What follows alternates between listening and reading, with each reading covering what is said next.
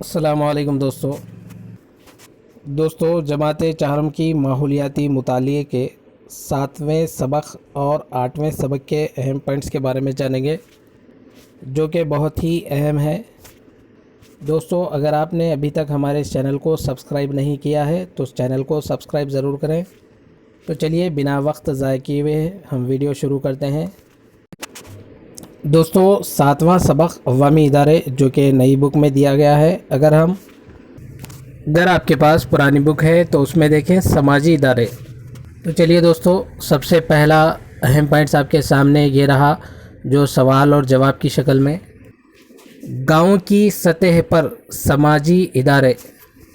دوستو گاؤں کی سطح پر سماجی ادارے کون کون سے ہوتے ہیں، یعنی عوامی ادارے کون کون سے ہوتے ہیں؟ تو جواب دیکھیں: اسکول، دواخانہ، آنگن واڑی سینٹر۔ دوستو گاؤں کی سطح پر اسکول، دواخانہ، آنگن واڑی سینٹر ہوتے ہیں۔ تو چلیے اگلے سوال کی جانب بڑھتے ہیں، اگلے اہم پوائنٹس کی جانب بڑھتے ہیں۔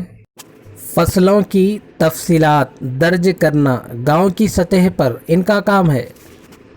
دوستو گاؤں میں جو فصلیں اگائی جاتی ہے زمین کی میں، تو ان تفصیلات کو اکٹھا کرنا کس کا کام ہوتا ہے؟ تو دوستو جواب دیکھیں: گاؤں کے ریونیو آفیسر، اس کو ہم ولیج ریونیو آفیسر کہیں گے۔ یہ پرانی بک کا ہے دوستو سلیبس۔ تو چلیے اگلے سوال کی جانب بڑھتے ہیں۔ تحصیلدار راشن کارڈ کی درخواست کو اس کے پاس روانہ کرتا ہے۔ دوستو جو تحصیلدار ہوتا ہے وہ راشن کارڈ کی درخواست کو کس کے پاس روانہ کرتا ہے؟ سوال یہ پوچھا گیا ہے۔ تو دوستو جواب دیکھیں: ضلع سول سپلائی عہدیدار کے پاس۔ تو دوستو ضلع کے جو سول سپلائی عہدیدار ہوتے ہیں، جو بھی راشن کارڈ کے لیے درخواست دیتا ہے یا پھر کہیں اپلائی کرتا ہے، تو اس کو تحصیلدار روانہ کرتا ہے ضلع سول سپلائی عہدیدار کے پاس۔ تو چلیے اگلے سوال کی جانب بڑھتے ہیں۔ راشن کارڈ کی اجرائی کے وقت متعلقہ شخص کی آنکھوں کی تصویر اس کیمرے سے لی جا رہی ہے۔ دوستو راشن کارڈ اپلائی کرتے وقت یا پھر کہیے آدھار کارڈ اپلائی کرتے وقت جو تصویر لی جا رہی ہے، اس کیمرے کا نام کیا ہے؟ تو دوستو یہاں پر جواب دیکھیں: آئیرس کیمرہ۔ دوستو آئیرس کیمرے کی مدد سے آدھار کارڈ یا کہیے راشن کارڈ جب اپلائی کرتے ہیں تو تصویر لی جاتی ہے، اور اس کیمرے کی خصوصیت یہ ہے کہ ایک مرتبہ آئیرس کیمرے سے تصویر لینے کے بعد اگر وہ شخص دوبارہ آتا ہے تو فوراً وہ کیمرہ پہچان لیتا ہے۔ تو چلیے اگلے پوائنٹس کی جانب بڑھتے ہیں۔ کنٹرول شاپس کوتاہی برتنے پر ان سے شکایت کر سکتے ہیں۔ دوستو جو کنٹرول شاپ ہوتی ہے، یعنی سفید راشن کارڈ کے ذریعے حکومت کے ذریعے بہت ہی کم قیمت پر غذا کی اشیائی یا کہیے غذائی اشیاء کی فراہمی کی جاتی ہے، ان کی قیمتوں کا تعین حکومت کی جانب سے کیا جاتا ہے۔ اگر یہ کوتاہی برتتے ہیں تو شکایت کس سے کریں؟ تو جواب دیکھیں دوستو: تحصیلدار۔ تو چلیے دوستو اگلے پوائنٹس کی جانب بڑھتے ہیں۔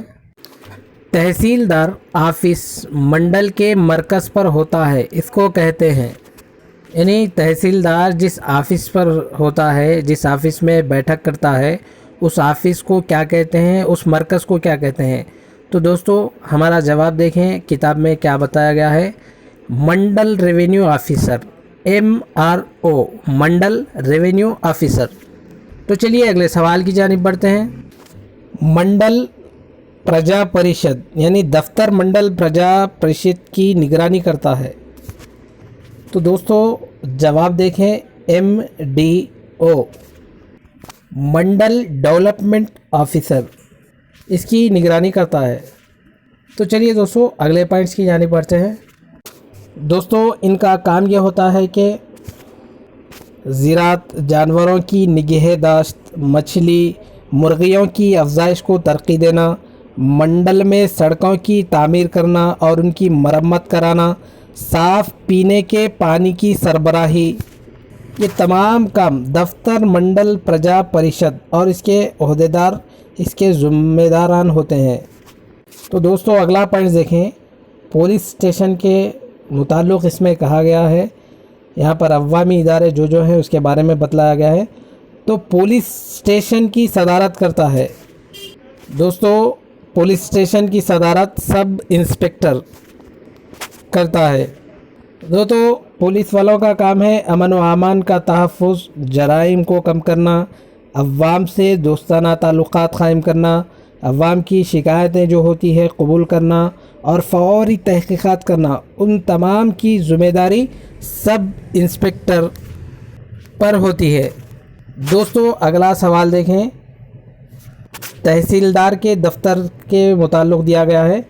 تحصیلدار آفس کا اعلیٰ عہدیدار ہوتا ہے۔ دوستو جو منڈل آفس ہوتی ہے، تحصیلدار آفس ہوتی ہے، اس میں سب سے بڑا اعلیٰ عہدہ کس کا ہوتا ہے؟ تو دوستو جواب دیکھیں، MRO منڈل ریونیو آفیسر۔ دوستو بہت ہی اہم پوائنٹس ہے، دیکھیں تحصیلدار اور دفتر اور اس کے عہدیدار کا کام کیا ہوتا ہے؟ تو دوستو جواب دیکھیں، حکومت کے مختلف اسکیمات کو عوام تک پہنچانا، انکم کاسٹ جیسے دوسرے سرٹیفکیٹس بھی ہوتے ہیں وہ جاری کرنا، کسانوں کو پٹا اور پاس بک جاری کرنا، یہ تمام چیزیں تحصیلدار اور منڈل کے جو بھی ذمہ داران ہیں یہ ان کا کام ہوتا ہے۔ تو چلیے دوستو اگلے پوائنٹس کی جانب بڑھتے ہیں۔ دوستو یہاں پر دیکھیں، ابتدائی صحت کا مرکز کا کام ہوتا ہے۔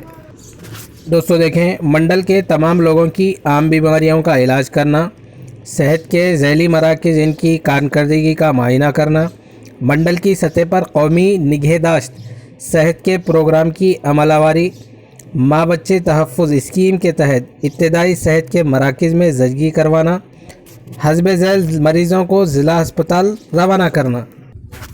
دوستو یہ کام تمام ابتدائی صحت کا مرکز کرتا ہے، آپ اچھے سے ذہن میں رکھیں اور نوٹ کر کے رکھیں۔ منڈل ریسورس سینٹر کا کام ہوتا ہے۔ دوستو منڈل ریسورس سینٹر کا بہت سارا کام ہوتا ہے، لیکن اہم پوائنٹس کی جانب اگر ہم دیکھیں تو منڈل ریسورس سینٹر کا اہم کام دیکھیں، معیاری تعلیم کی فراہمی کرنا اور اساتذہ کرام کی نگرانی، یہ تمام کام منڈل ریسورس سینٹر کرتا ہے۔ اس کے علاوہ دیکھیں، تمام اسکولی عمر کے بچوں کو اسکول میں داخلہ دلوانا، داخلہ لینے والے بچوں کو معیاری تعلیم کی فراہمی کے لیے اسکولوں کی نگرانی کرنا فراہم کرنا، اس کے ساتھ ساتھ اسکولوں کا معائنہ کرنا، بے قاعدگی کے مرتکب اساتذہ کے خلاف تادیبی کارروائی کرنا، مدارس میں دوپہر کے کھانے کی اسکیم کی موثر عمل آوری کا معائنہ کرنا، یہ تمام کام منڈل ریسورس سینٹر کے ذمہ آتے ہیں۔ اگلا اہم پوائنٹس ہے دوستو، اس کو اچھے سے ذہن میں رکھیں، منڈل ریسورس سینٹر کی صدارت کرتا ہے۔ منڈل ریسورس سینٹر کی صدارت کون کرتا ہے؟ یہ بہت ہی اہم سوال ہے دوستو۔ منڈل ریسورس سینٹر کی صدارت دیکھیں، جواب یہاں پر MEO منڈل ایجوکیشن آفیسر منڈل ریسورس سینٹر کی صدارت کرتا ہے۔ تو چلیے دوستو آگے پوائنٹس دیکھتے ہیں کون کون سے ہیں۔ حیوانات کے دواخانے کی ذمہ داری ہوتی ہے۔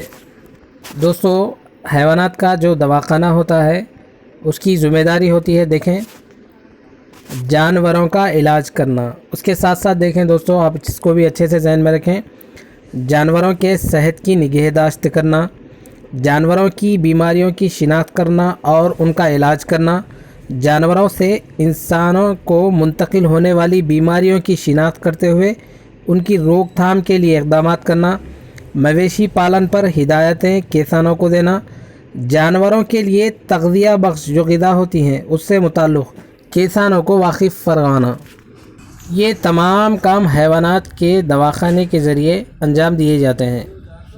تو چلیے دوستو اگلے پوائنٹس کی جانب بڑھتے ہیں۔ منڈل کی سطح پر ترقیاتی کاموں کا جائزہ لینے کے لیے اتنے ماہ میں اجلاس طلب کیا جاتا ہے؟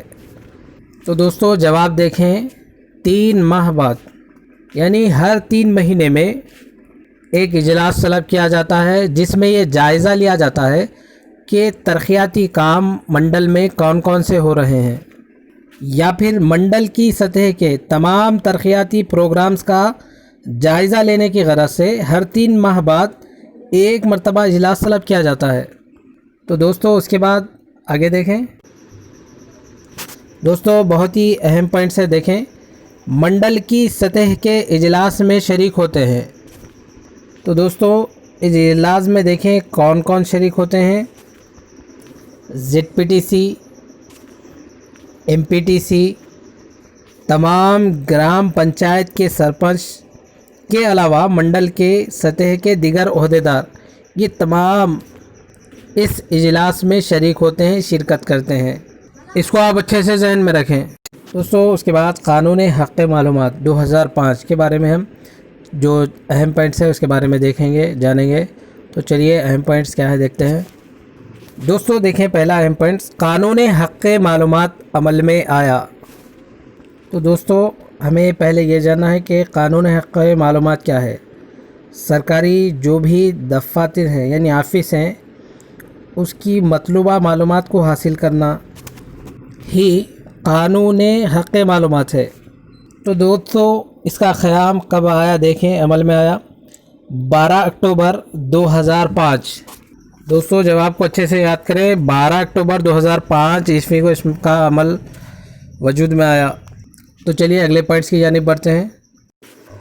قانون حق معلومات کے ذریعے ہم ان کی معلومات حاصل کر سکتے ہیں۔ دوستو جو قانون حق معلومات ہے اس کے ذریعے ہم کون کون سی معلومات حاصل کر سکتے ہیں دیکھیں، سرکاری دفتر کے مختلف ریکارڈ، دستاویزات اور احکامات اور میمو جو بھی ہوتے ہیں وہ تمام چیزیں معلوم کر سکتے ہیں۔ اس کے بعد بہت ہی اہم پوائنٹس ہے دوستو، اس کو اچھے سے ذہن میں رکھیں۔ دیکھیں پوائنٹس کیا ہے۔ کوئی شخص درخواست دینے پر متعلقہ عہدیدار کو اتنے دنوں میں جواب دینا ہوگا۔ دوستو کوئی شخص درخواست دیتا ہے، جو بھی عہدیدار ہے اس کو کتنے دن میں جواب دینا ہوتا ہے؟ تو جواب دیکھیں دوستو 30 دن۔ دوستو اگلا پوائنٹ دیکھیں، اگر درخواست جینے کے حق یا پھر جینے کا حق آزادی سے متعلق ہو تو متعلقہ عہدیدار کو جواب دینا ہوگا۔ دوستو اگر کسی نے درخواست داخل کی ہے حق آزادی سے متعلق، تو متعلقہ عہدیدار کو یعنی آفیسر کو کتنے گھنٹے میں جواب دینا ہوتا ہے؟ تو جواب دیکھیں دوستو 48 گھنٹے کے اندر۔ دوستو متعلقہ